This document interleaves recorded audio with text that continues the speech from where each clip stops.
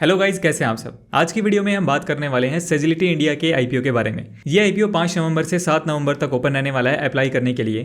तो इस वीडियो में हम सबसे पहले इसके ग्रे मार्केट प्रीमियम की बात करेंगे, उसके बाद कंपनी की आईपीओ की डिटेल्स, कंपनी क्या बिजनेस करती है, कंपनी के की फाइनेंशियल्स एंड फंडामेंटल्स को डिटेल में डिस्कस करेंगे और मेरा क्या ओपिनियन रहने वाला है, अप्लाई करना चाहिए नहीं, लास्ट में इसकी बात करेंगे, इसलिए वीडियो को पूरा देखिएगा।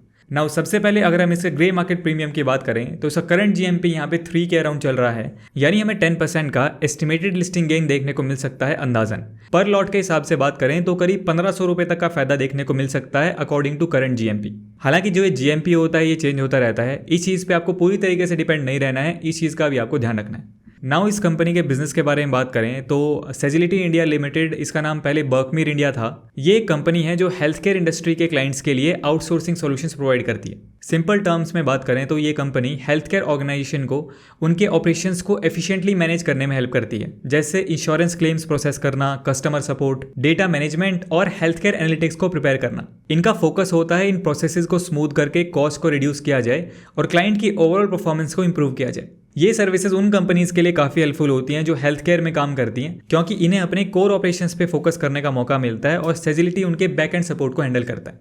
अभी फिलहाल कंपनी के जो सारे कस्टमर्स हैं वो यहाँ पे यूएस बेस्ड हैं, मतलब इनके सारे क्लाइंट्स फॉरेन के हैं।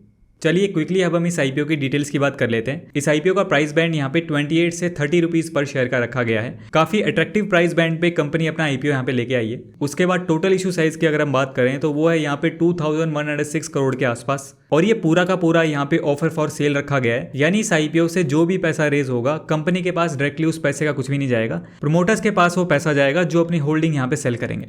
रिटेल कैटेगरी के लिए यहाँ पे मैक्सिमम सिर्फ 10% ही शेयर्स ऑफर किए गए हैं, क्योंकि ये कंपनी लास्ट 3 ईयर्स में से 1 ईयर में लॉस में है, तो सेबी के गाइडलाइंस के अकॉर्डिंग मैक्सिमम 10% ही कंपनी यहाँ पे ऑफर कर सकती है।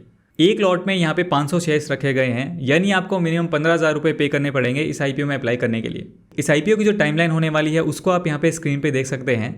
12 नवंबर को इस आईपीओ की लिस्टिंग होगी और आप 7 नवंबर शाम 5 बजे तक इस आईपीओ में अप्लाई कर सकते हैं। चलिए अब हम इसके फाइनेंशियल्स की बात कर लेते हैं। सबसे पहले अगर हम असेट्स की बात करें तो असेट्स हमें यहाँ पे कंपनी के अच्छे दिखाई दे रहे हैं। थोड़ी बहुत ग्रोथ भी हमें ईयर ऑन ईयर यहाँ पे असेट्स में देखने को मिल सकती है। उसके बाद रेवेन्यू की बात करें तो रेवेन्यू भी कंपनी का अच्छा देखने को मिल रहा है। FY22 के मुकाबले FY23 में काफ़ी अच्छी ग्रोथ हमें यहाँ पे रेवेन्यू में देखने को मिल रही है, लगभग 4 या 5x यहाँ पे हो गया है। और FY24 में भी ठीक ठाक ग्रोथ यहाँ पे रेवेन्यू में हुई है, 4781 करोड़। उसके बाद प्रॉफिट आफ्टर टैक्स की बात करें तो कंपनी फाइनेंशियल ईयर 22 में यहाँ पे लॉस में थी, -4 करोड़ के आसपास। FY23 में कंपनी यहाँ पे प्रॉफिट में आ जाती है 143 करोड़ के आसपास, और FY24 में भी अच्छा खासा यहाँ पे प्रॉफिट इंक्रीज किया है 228 करोड़ के आसपास। और अगर आप कंपनी का प्रॉफिट मार्जिन देखेंगे तो FY23 के मुकाबले यहाँ पे FY24 में काफ़ी अच्छी ग्रोथ हुई है। यानी रेवेन्यू में देखेंगे तो ठीक ठाक ग्रोथ हुई है, लेकिन प्रॉफिट में एज कंपेरेटिव काफ़ी अच्छी ग्रोथ हुई है। उसके बाद नेटवर्थ की बात करें तो वो भी कंपनी की अच्छी है। Reserve and surplus are good. Total borrowings की बात करें तो कंपनी पे यहाँ पे डेट भी है, लेकिन जैसा हम देख सकते हैं कंपनी साल दर साल अपने डेट को यहाँ पे कम करती आ रही है। FY24 में कंपनी पे यहाँ पे 1933 करोड़ के आसपास डेट है, और कंपनी के साइज को देखते हुए ये डेट यहाँ पे मैनेजेबल लग रहा है। नाउ अगर हम इसके फंडामेंटल्स की बात करें तो कंपनी का डेट टू इक्विटी रेशियो यहाँ पे 0.15 है, यानी जैसे मैंने बताया डेट यहाँ पे मैनेजेबल है। 0.5 से डेट टू इक्विटी रेशियो अगर कम होता है तो अच्छा माना जाता है, डेट यहाँ पे इजीली मैनेजेबल होता है। उसके बाद प्रॉफिट मार्जिन की बात करें तो कंपनी का प्रॉफिट मार्जिन यहाँ पे 12% के आसपास है, तो ये एक पॉजिटिव पॉइंट है। नाउ अगर हम इसके प्राइस टू अर्निंग रेशियो की बात करें तो कंपनी का पीई रेशियो करंटली 61 के आसपास है, और इसके पीयर्स की बात करें तो फिलहाल इस कंपनी की कोई भी लिस्टेड पीयर कंपनी यहाँ पे नहीं है, तो कंपनी का प्राइस बैंड तो अट्रैक्टिव है। और वैल्यूएशन की बात करें तो वो ठीक ठाक है, बहुत ज़्यादा महंगी भी यहाँ पे नहीं कह सकते और बहुत ज़्यादा सस्ती भी नहीं है, ठीक ठीक है अकॉर्डिंग टू मी।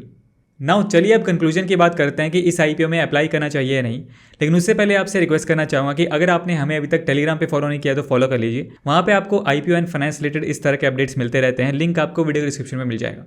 नाउ मैं अपना ओपिनियन शेयर कर देता हूँ, बट आपको कोई भी डिसीजन अपने अकॉर्डिंग अपना एनालिसिस लगा के यहाँ पे लेना है। लिस्टिंग गेन के पॉइंट ऑफ व्यू से बात करते हैं तो सबसे पहला हमारा पॉइंट आता है यहाँ पे जीएमपी। तो जीएमपी हमने देखा है इसका फिलहाल 10% के आसपास चल रहा है, हालांकि अभी काफ़ी दिन इसमें बाकी हैं। तो मेरा जो क्राइटेरिया होता है वो 20% के आसपास होता है, तो उससे तो ये कम है। हालांकि देखिए जीएमपी जो है वो ज़रूरी नहीं है ऐसे ही परफॉर्म करेगा, ये कोई गारंटी नहीं होती है। दूसरा हमारा पैरामीटर यहाँ पे आता है एंकर लिस्ट। अभी फिलहाल तो इसकी एंकर लिस्ट आई नहीं है, लेकिन इसकी चीज़ों को देखते हुए, कंपनी की परफॉर्मेंस को देखते हुए हम ये कह सकते हैं कि इसकी ठीक ठाक अच्छी खासी एंकर लिस्ट हमें यहाँ पे देखने को मिल सकती है। जब इसकी एंकर लिस्ट आएगी तो उसका अपडेट भी मैं आपको यहाँ पे दे दूंगा। थर्ड पॉइंट हमारा यहाँ पे आता है इसकी वैल्यूएशंस। तो देखिए वैल्यूएशन जैसे मैंने बात की, इसकी बहुत ज़्यादा महंगी भी नहीं लग रही है, बहुत ज़्यादा सस्ती भी नहीं लग रही है, ठीक ठीक वैल्यूएशन मुझे यहाँ पे इसकी लग रही है। यानी कंपनी के फाइनेंशियल्स हमें यहाँ पे अच्छे देखने को मिल रहे हैं, ठीक देखने को मिल रहे हैं। उसके बाद चौथा हमारा पॉइंट यहाँ पे आता है इस आईपीओ की डिमांड। तो देखिए ओवरऑल अभी तक की चीज़ों को देखते हुए, जैसे हमने कंपनी की फाइनेंशियल परफॉर्मेंस को यहाँ पे देखा है, कंपनी के काम को देखते हुए मुझे लगता है कि इसे यहाँ पे ठीक ठाक सब्सक्रिप्शन मिल जाएगा। अच्छी खासी डिमांड हमें इस आईपीओ में देखने को मिल सकती है, मुझे ऐसा लगता है। तो यानी सारे पॉइंट्स को देखते हुए मेरा डिसीजन अभी 50-50 है। आगे देखते हैं इसका जीएमपीएन सब्सक्रिप्शन वगैरह कैसा रहता है, उसको मैं यहाँ पे टेलीग्राम पे अपडेट भी करता रहता हूँ, वहाँ पे आप ज्वाइन कर सकते हैं। लिंक आपको वीडियो के डिस्क्रिप्शन में मिल जाएगा। आपको इस आईपीओ के बारे में क्या लगता है, आप क्या करने वाले हैं, कमेंट सेक्शन में जरूर बताइए। आज की वीडियो में इतना ही दोस्तों, वीडियो पसंद आए तो इसे लाइक कीजिए। मेरा नाम है सुनील, मिलते हैं नेक्स्ट वीडियो में। Thanks for watching.